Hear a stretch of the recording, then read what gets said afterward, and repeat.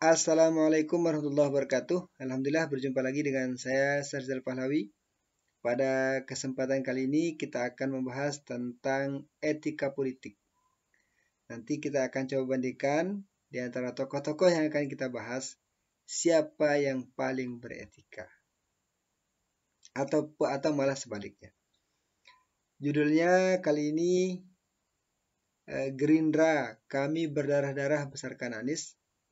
Ternyata ketua umum kami malah ditikung. Saya kutip dari goriau.com, Jakarta. Politisi Partai Gerindra, Andri Rosiadi mengungkapkan bahwa banyak kader Partai Gerindra yang merasa kecewa dengan Anies Baswedan karena merasa Anies telah menikung Ketua Umum Partai Gerindra Prabowo Subianto. Hal tersebut diungkapkan oleh Andri dalam acara Catatan Demokrasi TV One. Andri mulanya menyampaikan bahwa Anies Baswedan bisa menjadi Gubernur DKI Jakarta berkat jasa Prabowo Subianto dan seluruh kader Partai Gerindra. Namun pada saat ini, Anies tengah diusung sebagai capres yang berpotensi menjadi rival Prabowo. Kader Gerindra dilarang untuk mencaci Anies. Saya ingin menyampaikan Mas Anies adalah calon gubernur yang pernah didukung oleh Pak Prabowo.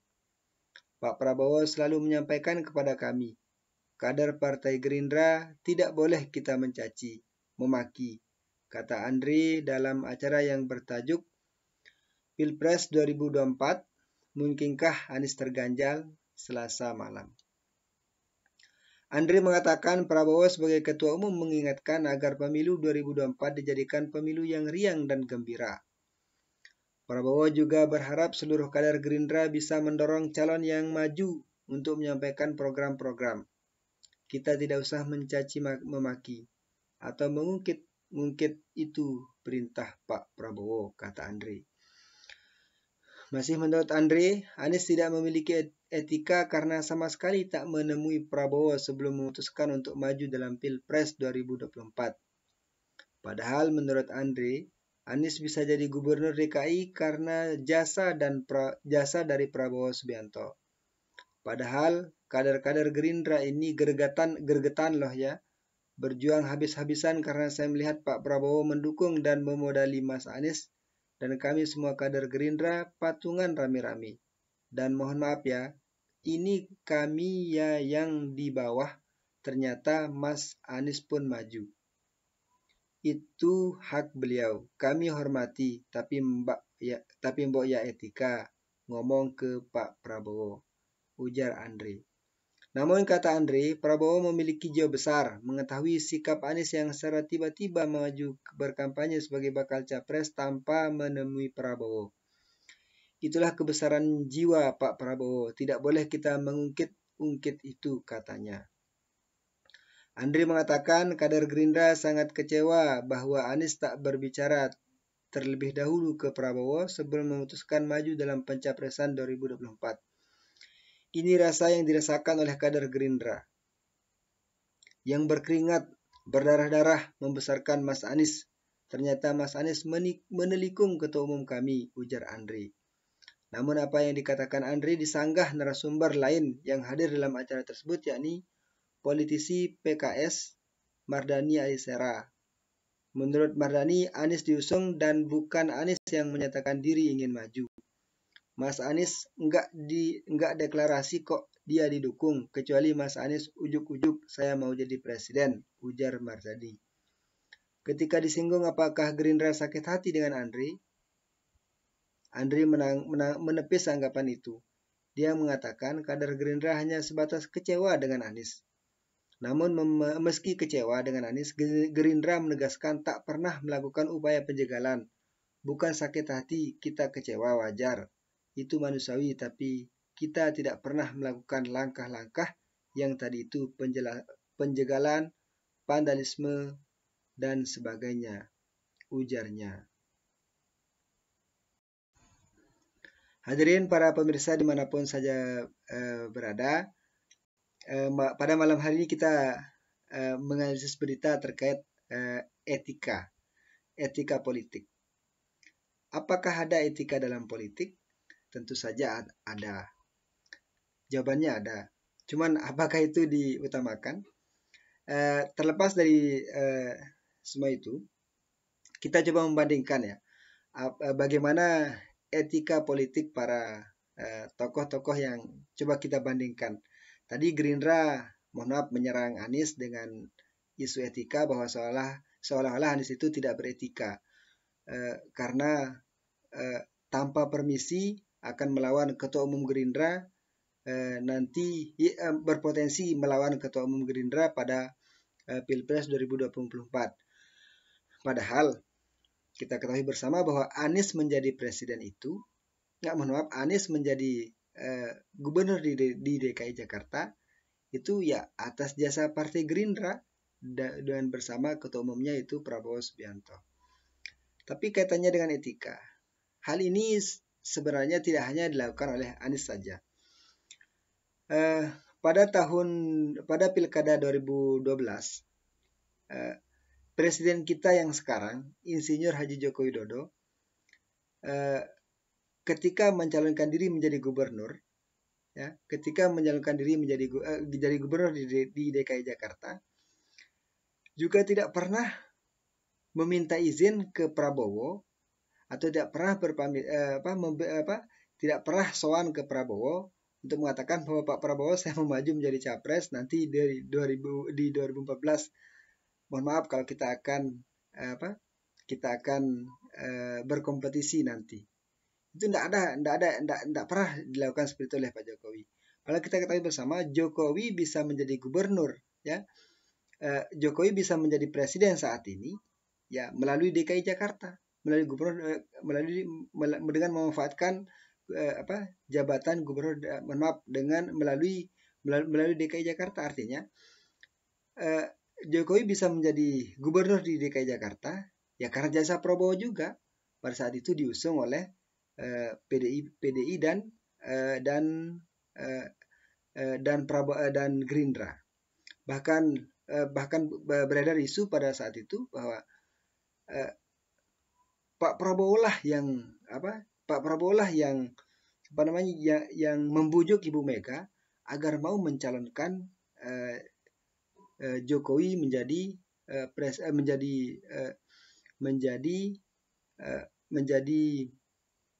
gubernur di DKI Jakarta. Itu isunya. Kalau saja Pak Prabowo tidak berhasil membujuk Ibu Mega, maka bisa jadi Jokowi tidak bisa maju di Pilkada DKI dan juga tidak bisa maju sebagai calon presiden Republik Indonesia.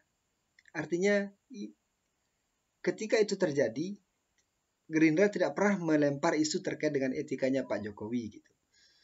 Dan anehnya lagi, ketika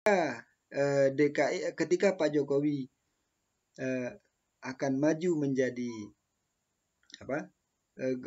presiden di tahun 2014 itu beliau belum menyelesaikan masa jabatannya, ya. Artinya beliau masih memiliki kontrak politik, masih memiliki ikatan politik atau ikatan dinas lah di DKI Jakarta. Beliau meninggalkan DKI Jakarta untuk menjalankan diri menjadi Presiden Republik Indonesia.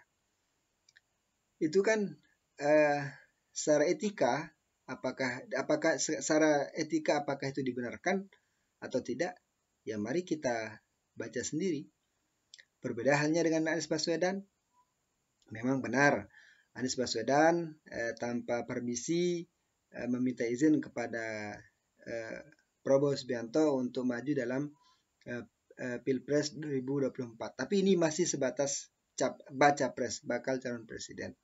Memang, cuma kan Anies Baswedan sekarang sudah bukan gubernur, ya.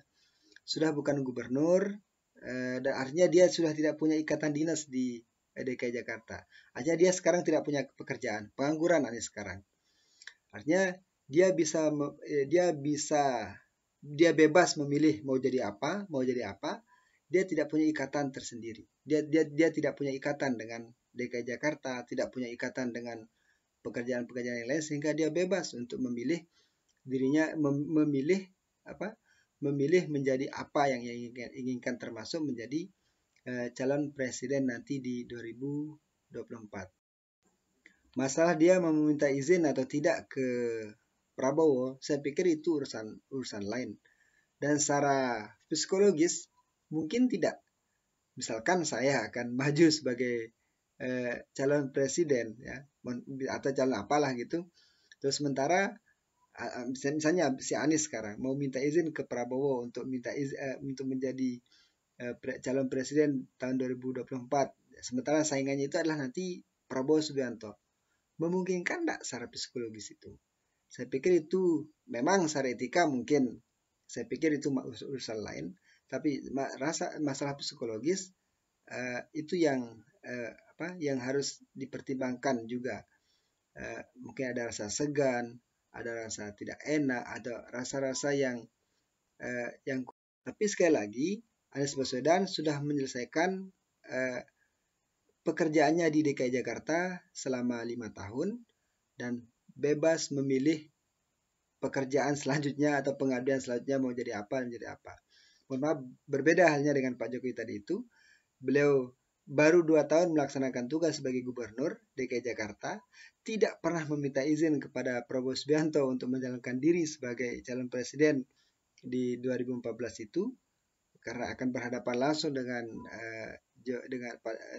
Prabowo Subianto dan belum menyelesaikan tugasnya. Tapi anehnya Gerindra pada saat itu tidak pernah melempar isu bahwa Jokowi itu tidak beretika karena tidak meminta izin kepada Prabowo Subianto. Seberapa penting sih etika dalam politik? Penting, saya pikir penting. Cuman ada isu-isu lain yang mungkin bisa kita lempar, yang kita bisa bahas dengan mengesampingkan politik itu. Dan saya pikir politisi kita pada saat ini masalah etika itu nomor kesekian. Bagaimana Pak Prabowo Subianto misalnya pada tahun 2014 beliau mencalonkan diri berhadapan langsung dengan Joko Widodo dalam Pilpres, ya. Dan beliau kalah. Beliau Gerindra menjadi oposisi. Nah, terus di tahun 2000 selama 5 tahun itu kerjaan Gerindra itu mengkritik semua kebijakan Jokowi, kebijakan pemerintah lah. Terus di tahun 2000 itu periode pertama 2014-2019 kembali Prabowo Subianto berhadapan-hadapan dengan Joko Widodo dalam Pilpres 2019. Tapi kondisinya ini dan efek dari hadap-hadapan ini, persaingan dalam Pilpres ini, para pendukung dalam hal ini rakyat Indonesia menjadi terbelah. Ada yang menjadi cebong, ada yang menjadi kampret, ada yang menjadi kadrun, ada yang menjadi genderuwo. Itu kan sudah terbelah. Nah, ketika terbelah seperti ini, ya, pada tahun 2019 kemarin rakyat Indonesia terbelah menjadi dua kubu Jokowi dan kubu Prabowo. Di ujung-ujungnya, padahal pendukung di bawah itu sudah berdarah-darah seperti yang disampaikan Andre Rosiadi tadi itu. Tapi ujung-ujungnya mereka berpelukan yang dua ini, antara Joko Widodo dan Prabowo Subianto. Tidak hanya cukup dengan berpelukan, tidak hanya cukup dengan bersalaman, tapi Prabowo Subianto juga masuk dalam pemerintahan, menjadi Menteri Pertahanannya Jokowi. Memang tujuannya adalah mungkin untuk mendinginkan situasi di bawah, agar bahwa kompetisi sudah selesai, Pilpres sudah selesai, sekarang saatnya kita bersatu. Pak Prabowo sudah masuk ke dalam kabinet, tidak hanya Prabowo, Sandiaga Uno juga masuk dalam kabinet. Tapi apakah pendukungnya Prabowo itu setuju dengan keputusan tersebut untuk bergabung dengan Jokowi?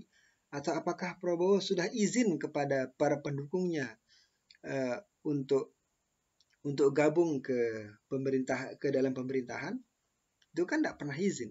Dan kebanyakan pendukung pada saat itu tidak menyetujui kalau Prabowo akan masuk ke dalam pemerintahan. Sehingga dengan masuknya Prabowo ke dalam pemerintahan, hilanglah simpati pendukung ini. hilanglah simpati pendukung ini kepada Prabowo, sehingga Prabowo dianggap pengkhianat oleh para pendukungnya.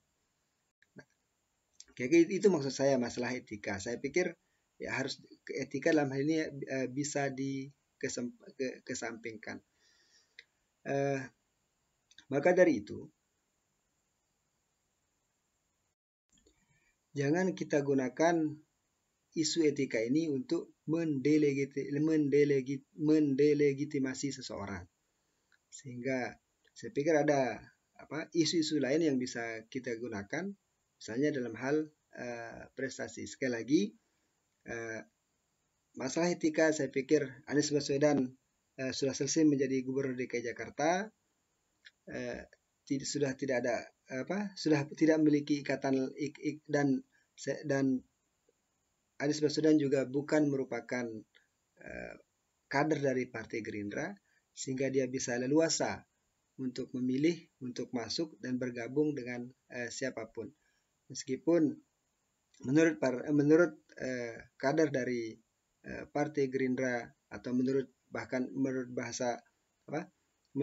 Andre Rosiadi bahwa seluruh banyak dari kader Partai Gerindra yang kecewa dengan majunya Anies sebagai calon presiden. Cuman dalam etika ini saya pikir kita harus melihatnya secara berimbang.